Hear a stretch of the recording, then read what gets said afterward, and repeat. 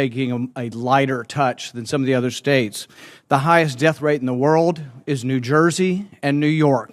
States with the heaviest touch in the entire world, New Jersey and New York have the highest death rates by far. No one's going to exceed them. As far as the facts of the Delta virus, the Delta variant, Public Health England looked at 92,000 people who got the Delta variant. Many articles have shown it to be more transmissible.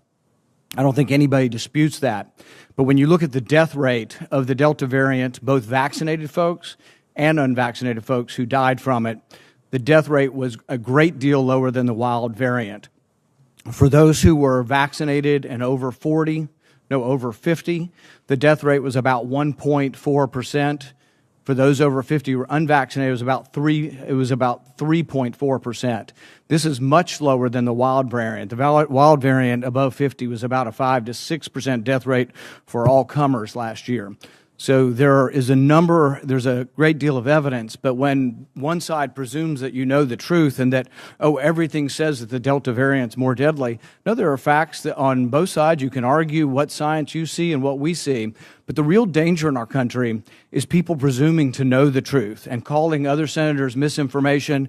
And I presume this would be the argument, well, why don't we shut down Ted Cruz? Why don't we not let him speak at all? That's what's going on in our country. It's not your time. When it's your time, you can have your time back. It's not your time to interrupt. But here's the point. The point is this is going on across America. There are people on your side of the aisle introducing legislation to tell Facebook that my opinion cannot and should not be heard. I quote from scientific literature every day, and you can disagree with it, but the thing is, your side is wanting to take down the argument and have your way imprinted on the American mind with no objection. That goes against everything with regard to free speech that we know of in our country. The chair will remind members that when they have their time, it's their time, and corrections can be made subsequently. I will take the opportunity to correct the senator with reference to New Jersey.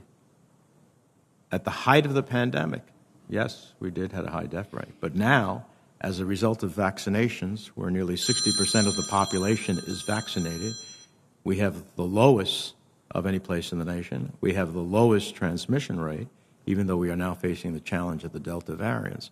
So everything has to be put in the appropriate context.